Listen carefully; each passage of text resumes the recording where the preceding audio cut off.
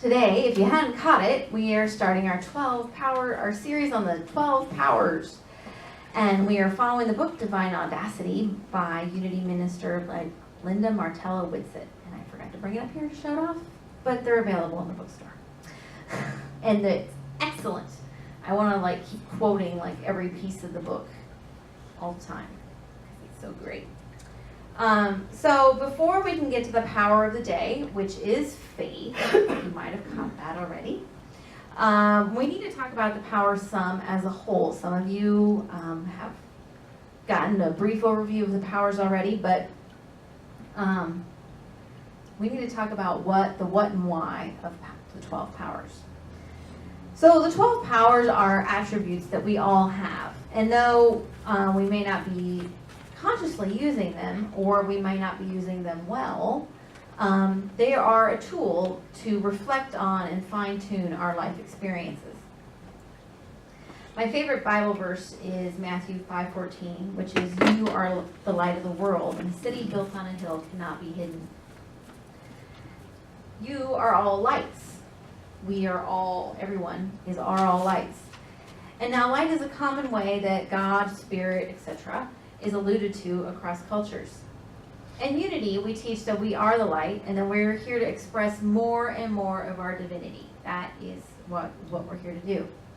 And the 12 powers are kind of like putting a prism to the light and getting a rainbow. So not only is there the visible spectrum, but there's infrared,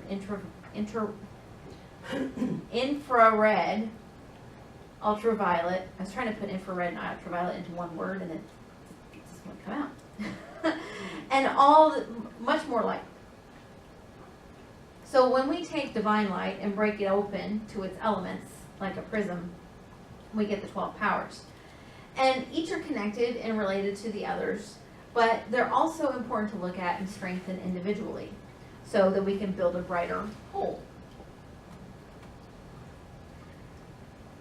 The rainbow just wouldn't be a rainbow without green, or whatever, right? So part of divine audacity is being willing to claim that we are the light. Now I've heard folks say, well, so-and-so, that person is great, but I'm a mess up. And those of us who've been nominated for greatness, well, we still know that we have moments of not so greatness. And if we let go of thinking that being the light means, what if we let go of thinking that being the light means we have to be perfect all the time? What if being the light meant being steadfastly focused on being the best we can in any moment? What if we realized that the best thing we can do for the world is to be our best every day?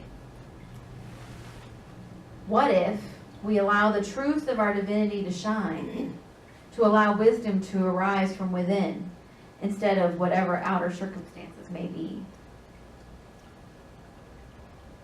Now I know that for some of you, accepting that you are the light is as simple as stating it, that you got out of bed this morning, and for others, it's a little bit of a harder sell. Maybe you've been brought down by a variety of things in your past. We all have history. It's okay. We're just going to keep talking about how you are the light, and our aim is to keep shining and hope that you just kind of catch on. So one more thing about the 12 powers. They are inherent spiritual abilities.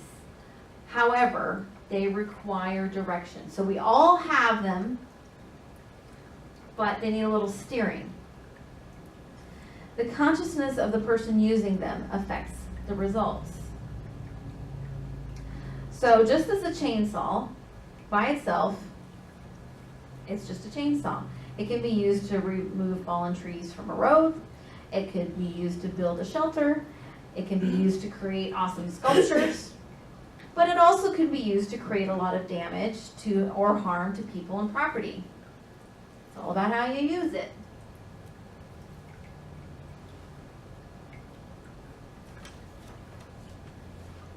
So that's power, the 12 powers. You can use the 12, each of those aspects in not so helpful ways, just like any of our other things that we have at our disposal.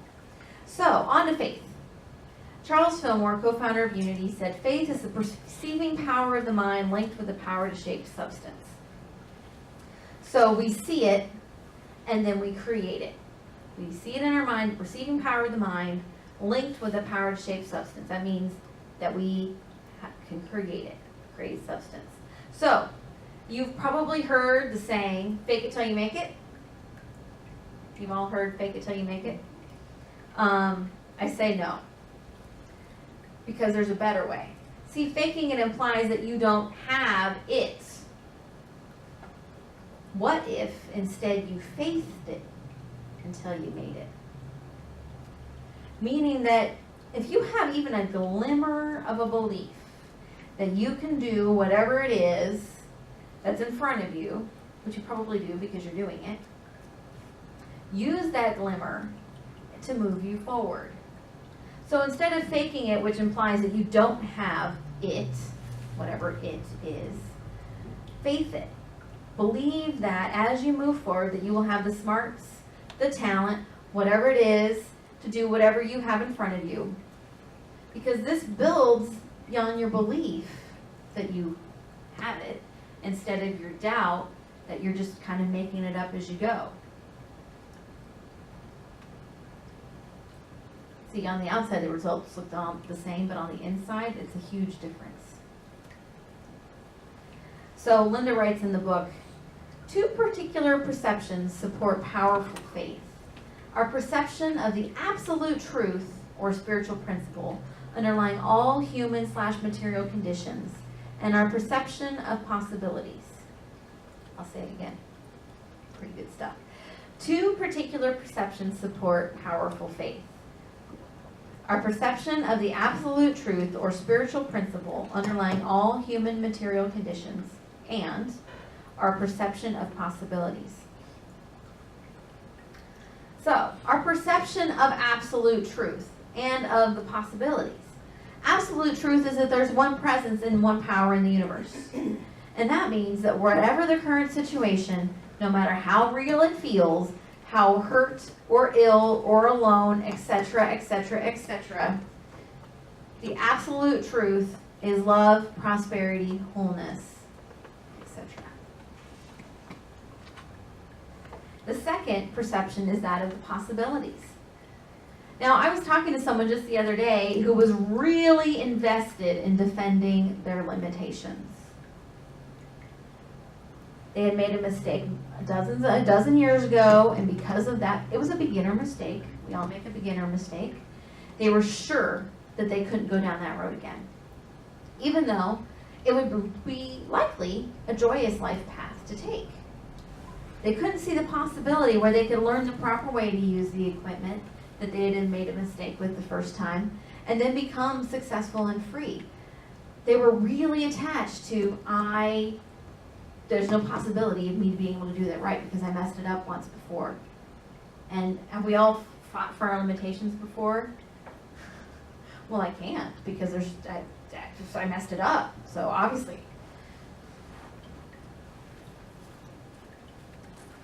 Hopefully you'll start to get a little warning bell in your mind when you start to think that way and you go, wait, why am I arguing that I can't do something?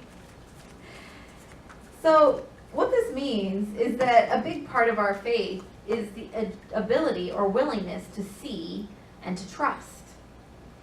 Now, every day there's interesting new inventions arising. I don't know if you've been following, but there's this entirely solar-powered plane that's being flown around the globe. Right? Isn't that cool?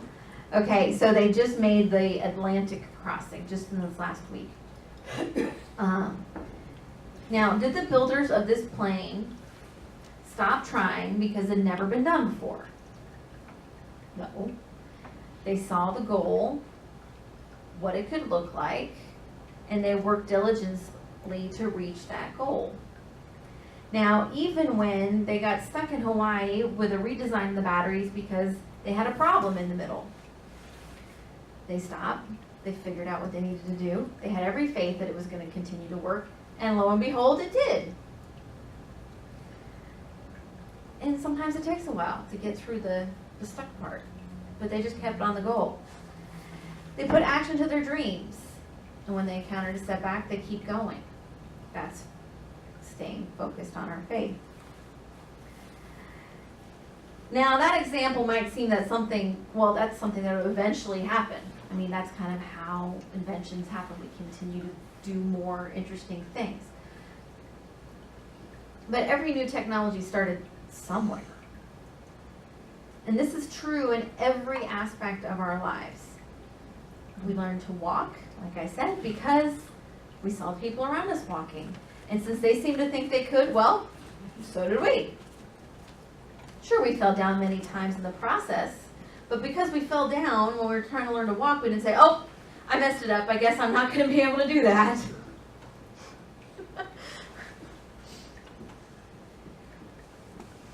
So, but isn't it funny how we do that now? I mean, how many times did any invention that actually worked not work? So sometimes we convince ourselves that a big idea is a bad idea because it seems too big or expensive or scary or long or fill in the blank excuse. And it's possible that after heart-centered consideration, you realize that it's not your right path, even though it's a really interesting idea. Sometimes it's not. However, what if we first started with possibility thinking? What if we said, okay, I've got this really big idea. What if it is mine to do? What if I looked for the yeses instead of the reasons it won't work? A favorite saying in our house when I was growing up was, dreams come in a size too big so that you can grow into them. So, what if we stepped forward in faith when we have a big idea, or even a middle-sized idea, knowing that what we need to know to make it happen will either grow in us or show up in the form of a helper who has that skill. We all don't actually have to know every single thing to make the big idea happen. Maybe we have helpers that show up that are part of the dream. Don't say no just because you don't know how to fill in the blank. So what if we took that kind of certainty and ability to see the possibilities in all aspects of our lives? What if we were willing to believe that we were divine lights? What if we took that certainty and knew that was true? What if we were willing to believe that we were abundant? What if we were willing to believe that we were worthy? Or good enough? Or wise enough? What if we said, this is true, I know that it is true, I see the capital T truth, and so I'm going to stop worrying and act on my belief. Even if at the beginning my belief is this big.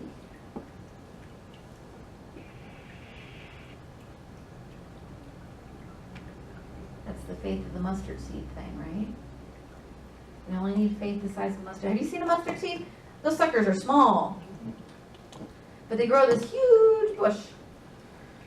I don't know if they're big as the lilac bushes around here, but they're not small. So, a little bit of faith.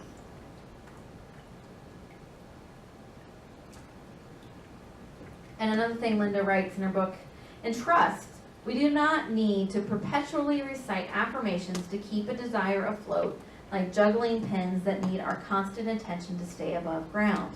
The fruit of trust is a peaceful mind. Say that one again, too. This is really just juicy. In trust, we do not need to perpetually recite affirmations or keep a desire afloat like juggling pins that need our constant attention to stay above ground. The fruit of trust is a peaceful mind.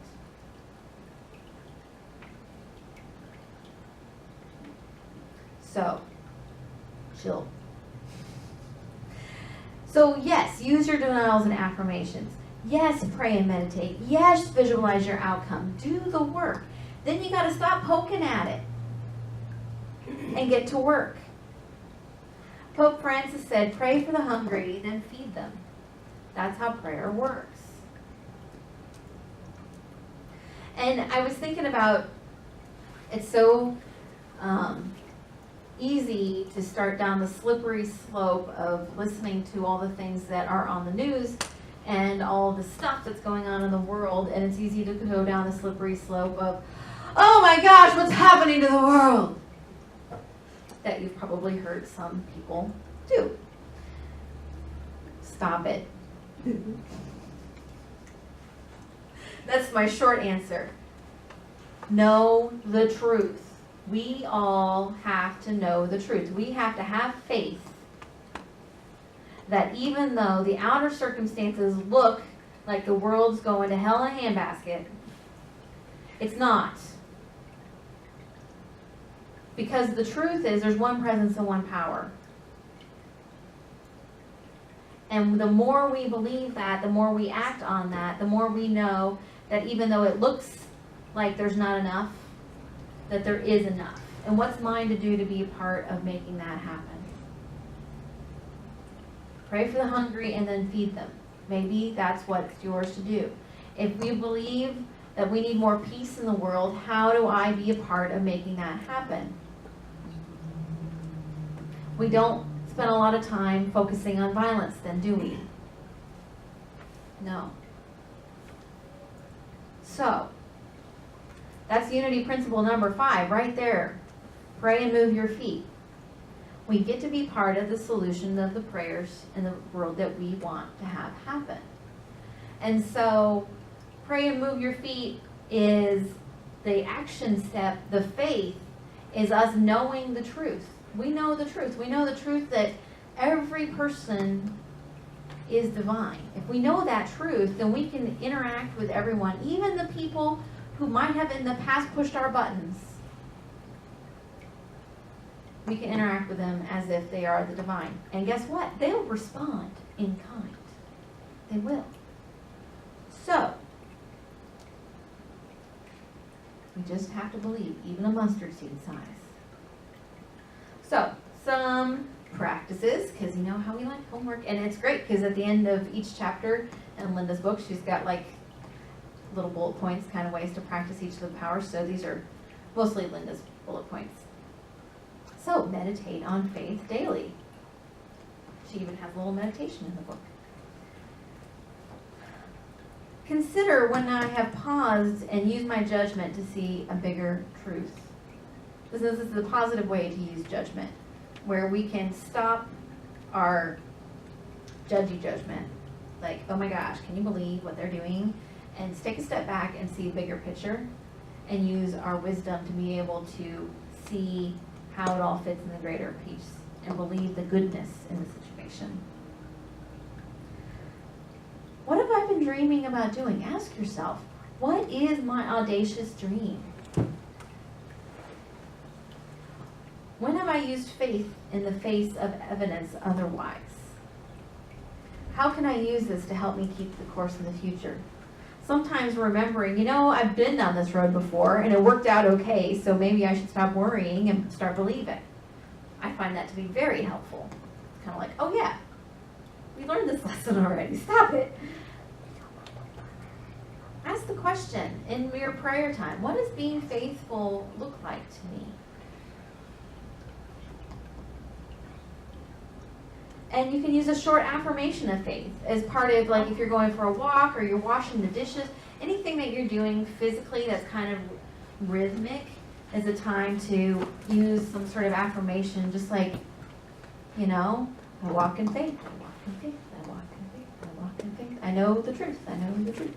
You know, there's all sorts of little, you know, when you're doing those rhythmic things, it kind of turns it into a chant or a mantra. And, you know, what a great time to condition your mind beyond the did-did-did-is that happen usually when you're doing those things. You know about the did-did-is, right?